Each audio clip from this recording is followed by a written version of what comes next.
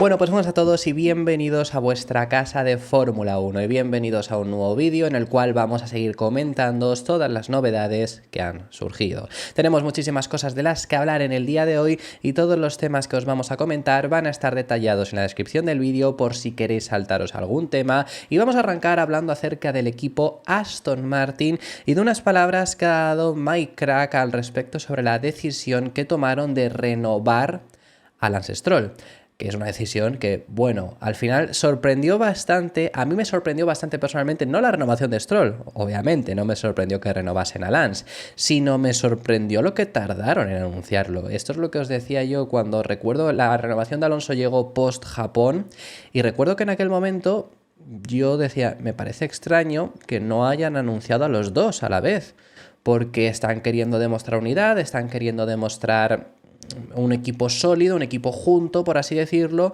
y tenían una oportunidad de oro realmente de haberlo hecho anunciando a los dos pilotos al mismo momento. No lo hicieron, no quisieron anunciar a Stroll en aquel momento. Stroll se anunció la renovación mucho más tarde, curiosamente. No sabemos si de verdad es que ocurrió algo, no por Lance, sino porque quizá Lawrence de verdad dudó en irse y a lo mejor ya se querían ahorrar el hecho de renovarle directamente. Pero vamos, que básicamente lo que comenta Mike Krack en este momento es que ese momento de renovación tardó tanto porque de verdad estuvieron mirando otras alternativas. Esto, repito, es lo que ha comentado Mike Krack. Las palabras textuales en las que lo ha dicho son: el mercado de pilotos no debería presionarte. Creo que hay que formular lo que se quiere, algo que teníamos bastante claro, y perseguirnos este objetivo. Así que, por supuesto, siempre nos fijamos en lo que hay y lo que está disponible. Creo que los planes B y C, obviamente todos los tienen, pero si quieres lograr que tu plan A se haga realidad, entonces deberías hacerlo. Así que su plan A era renovar a Lance Stroll, tenían plan B, plan C, y sí estuvieron atentos al mercado de pilotos. ¿Por qué optaron entonces por Stroll, no? Si verdaderamente estuvieron mirando en el mercado de pilotos, y tanto que recibe críticas el piloto canadiense, ¿por qué acabaron optando por renovarle? Sabemos por qué, obviamente, sabemos el motivo, ahora si queréis lo mencionamos un poco por encima, pero vamos, creo que no hay ninguna duda, obviamente, el dueño del equipo Aston Martin se llama Lawrence Stroll, por si hay alguna duda. Entonces, bueno, lo que ha comentado Mike Krack es que sobre todo el motivo por el que renovaron a Lance Stroll era un poco para mantener la estabilidad interna en el equipo. Durante muchas semanas dije que queríamos estabilidad y continuidad. Creo que es muy importante para un equipo, especialmente de cara a nuevo reglamento. Estamos muy contentos de tener la alineación bastante madura. Sabemos quiénes son nuestros principales oponentes y ciertamente no son el otro coche verde. Eso es algo que hemos visto en los últimos años. Trabajan muy bien juntos, empujando en la misma dirección, por eso siempre quisimos hacerlo así. Obviamente en esta etapa y durante toda la temporada, creo que los pilotos no fueron nuestro principal problema. Así que estamos muy contentos de haber hecho esto ahora y de haber conseguido un poco más de calma en esta situación. Bueno, todos sabemos, por supuesto, el motivo real. Esto es lo que comenta Mike Krack. Hemos dicho siempre quién es Mike Krack, ¿no? Obviamente Mike Krack, ¿por qué sigue en ese rol, en el rol de team principal? No es un team principal espectacular. Mike Krack sigue en ese rol de team principal básicamente porque es una persona que de verdad les sirve muy bien a Lawrence Stroll y a toda la estructura de Aston Martin para dar el discurso necesario, por así decirlo, el discurso institucional, es lo que hace Mike Krack, y obviamente no va a decir públicamente otra cosa que no sea que Lance ha renovado. Pues por lo que ha renovado, obviamente, por lo que está en Fórmula 1. Que Stroll no es un mal piloto, de verdad, que Stroll no lo es, en muchas ocasiones tiene muy buenas actuaciones, este año no está tan atrás que frente a Fernando Alonso, pero ahora os hablo también al respecto sobre esto. Pero al final está por lo que está, y llegó a Fórmula 1 por lo que llegó a Fórmula 1, y ascendió en las categorías pues por lo que ascendió, que Lawrence Stroll prácticamente compró Prema, por así decirlo, que Lawrence Stroll metió muchísimo dinero en Williams cuando fichó por ellos, fue su primera oportunidad en Fórmula 1, y luego ya encima siendo dueño completo del equipo. Mientras Lawrence Stroll siga, vamos a recalcar por nombres, Lance si quiere va a continuar. Si no quiere, obviamente se irá, pero tiene que querer irse él para de verdad irse, si no va a tener un asiento desde luego en Aston Martin. Y al final, por mucho que incluso se llegue a criticar, por mucho que se hable que si accionistas que quieren explicaciones, que esto es algo que se comenta en varias ocasiones, Lance va a continuar obviamente. Y si lo miras desde la perspectiva de Lawrence, tiene sentido. Tú has gastado muchísimo dinero en que llegue tu hijo hasta ese nivel. No está al nivel de un piloto top. Bueno, pues para eso estás fichando a Fernando Alonso y en el otro lado mantienes tú a tu hijo porque te has gastado todo ese dinero, porque tú te metiste en el motorsport para que tu hijo triunfase, que ahora quieres hacer triunfar este equipo. Pues puedes, obviamente. Pero tú querías por lo menos darle esa oportunidad a tu hijo. No está al nivel, pero tampoco desentona, quiero decir, no es Mazepin. Mazepin era terrible. Y bueno, tampoco me refiero a Mazepin, obviamente me subo yo a un Fórmula 1 y Mazepin era mejor que cualquiera de nosotros. La gran mayoría de los que estén viendo este vídeo, quiero referirme, habrá alguno que a lo mejor no, pero la gran mayoría de los que estén viendo este vídeo, incluido yo, por supuesto. Pero quiero decir, no era ese nivel, Stroll no es ese caso. Ahora bien, está, obviamente, por lo que está. Stroll no es un mal piloto y lo está también demostrando este año, que no está tan lejos de Alonso. Refiriéndome a tan lejos como estuvo el año pasado. Este año está mucho más cerca y aquí está también el punto, ¿dónde está el coche?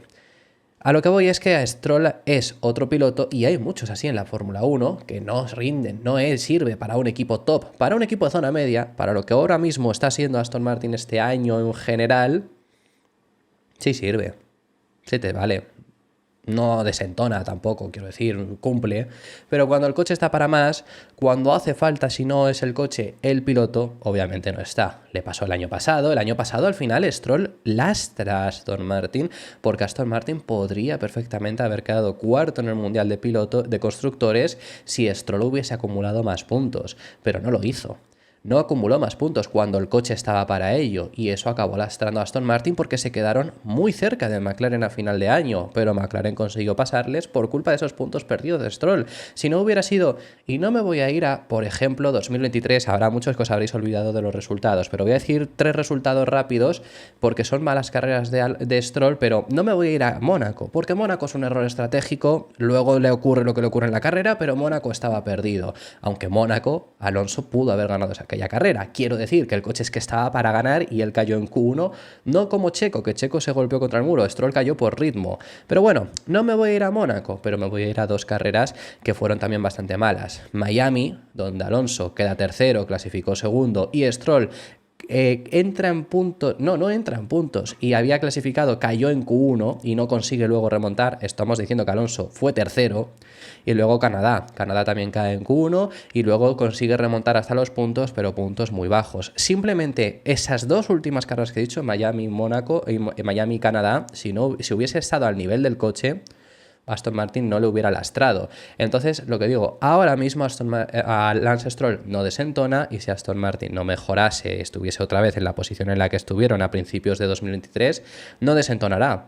Pero si llegas a ese nivel, sí que va a empezar a desentonar. Así que bueno, eso por parte de Aston Martin y por parte de Lance Stroll y su renovación, que obviamente nadie dudaba de que iba a llegar. Vamos a pasar al siguiente de los temas y nos vamos a ir a hablar acerca de unas palabras muy breves que me han parecido interesantes que ha dado Zak Brown al respecto sobre Max Verstappen y sobre la situación interna dentro de Red Bull. Y es que este año ha habido varios momentos en los que hemos visto una situación un poco tensa también incluso dentro del equipo cuando han tenido que gestionar la frustración del piloto neerlandés, cuando no ha tenido tanta ventaja, porque obviamente eso a principios de año no ocurrió, incluso con la tensión que había interna por todo el tema también del caso Horner, pero ahí no ocurrió ningún problema con Max Verstappen. Sí que ha ocurrido en estas últimas carreras, en este último tramo en el que Red Bull no ha tenido tanta ventaja. Y lo que comenta Zak Brown es que la sensación que tienen desde McLaren es que Red Bull le tiene miedo a Max Verstappen. Parece que Red Bull tiene miedo a Max. Somos muy honestos con nuestros pilotos, dice en el caso de McLaren, y si nadie le dice a él la verdad, que lo que hace en ocasiones no estaba dentro de las regulaciones, ¿por qué debería él, hablando sobre Verstappen, pensar lo contrario? ¿No? Esto sobre todo se refiere a los momentos en los que, pues por ejemplo, a mí me pareció surrealista, recordad lo que ocurrió en Hungría, ya no toda aquella carrera de Hungría de Verstappen, que bueno, fue tal, pero golpear a Hamilton y decir, no, es que se me ha movido en frenada. Bueno, pues es que la respuesta que le dio su ingeniero de carrera en aquella carrera fue bastante buena de está siendo hoy un comportamiento de crío. ¿Por qué dijo eso? Bueno, eso luego post carrera dijo que en el pasado, que fue sobre todo refiriéndose a la de Austria, a él le criticaron mucho por eso, por haberse movido en frenada en Austria, que realmente tampoco se mueve en frenada. Pero claro, que esto es a lo que se refiere, ¿no? De bueno, pues si es esto, ¿por qué debería pensar lo contrario, ¿no? Cuando Red Bull siempre le lleva la razón, que quizá de puertas para afuera no está mal. Bueno, no está mal, no, siempre le van a llevar la razón, no solo Red Bull a Verstappen, sino McLaren a Norris, por ejemplo. Pero de puertas para adentro quizás sí que habría que indicarle, bueno, pues aquí a lo mejor te has pasado, que creo que en ese sentido Red Bull en Hungría sí que lo hicieron bien. Pero esto es lo que estaría diciendo Zak Brown, ¿no? Que Red Bull tendría miedo a Max Verstappen y realmente en este punto también podemos decir lo mismo de que siempre se dice de Verstappen, que es el hecho de, al final, es lo que es Verstappen y es lo que le han hecho ser.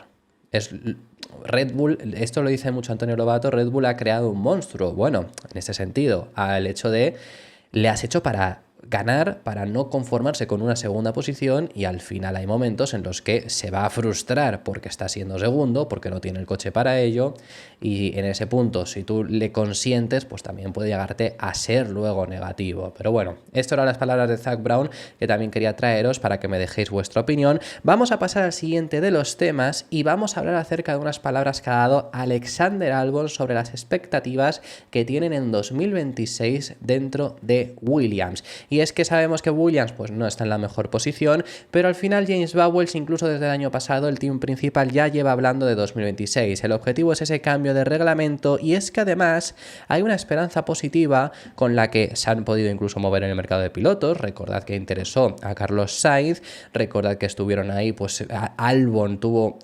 oportunidades, luego hubiera que haberlo visto, pero en teoría según las informaciones podría haber recalado en Red Bull, por lo menos Red Bull lo que estaba interesado era en en que volviera a depender el futuro de Albon de ellos, luego ya ellos decidirían si traerlo a Red Bull o no, pero sí que estaban interesados en él. Bueno, podría haber, incluso Albon se llegó a hablar que era una opción para Ferrari, que Ferrari estaría interesado, se habló de esto antes de fichar a Hamilton, claro, se habló de Mercedes también que podrían estar interesados. Bueno, había mucha gente interesada en Albon y al final acabó renovando por Williams, que también aquí añadiros que obviamente lo de Red Bull no era muy beneficioso para él, porque lo que quería Red Bull era tener control sobre su futuro, no implicaba que sí o sí fuese a recalar en el equipo Red Bull. Lo de Mercedes pues era una duda muy grande, fijaros cómo ha estado siendo el mercado de pilotos con el caso de Mercedes y al final pues fijaros lo de Ferrari y demás. Pero bueno, no eran opciones demasiado fuertes, pero se acabó decantando por Williams y es que el objetivo que tienen o la esperanza que tendrían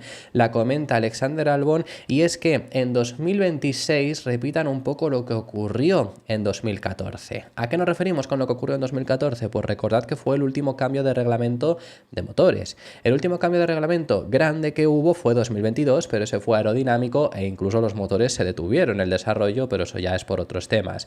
Pero el último cambio que hubo específico de reglamento de motores fue 2014. Al igual que ocurrió en 2016, los chasis cambiaron mucho para adecuarse a esos motores, pero lo importante eran los motores. ¿Y quién acertó en ese cambio de motores? Hombre, pues el equipo que encima no es que solo dominase al año siguiente, sino que dominó los 8 años siguientes, que fue Mercedes, porque acertaron de lleno con el motor y en ese 2014 especialmente, un año donde era el primer año de esos motores y el que no tenía un motor bueno pues sufrió un poco más. Ya en 2016, quiero decir en 2016, en 2015 pues Ferrari estaba un pelín más fuerte, ya ha empezado otra vez un poco la normalidad, pero sobre todo en ese 2014 gracias a montar los motores Mercedes, Williams fue uno de los equipos que mejor estuvo durante toda la temporada, incluso acabando terceros en el Mundial de Constructores, únicamente gracias a la ventaja que tenían por su motor. Entonces la esperanza es que en ese 2026 vuelva a ocurrir algo similar, acierten llevando motores Mercedes y que Mercedes sea el mejor motor y puedan tener un buen año.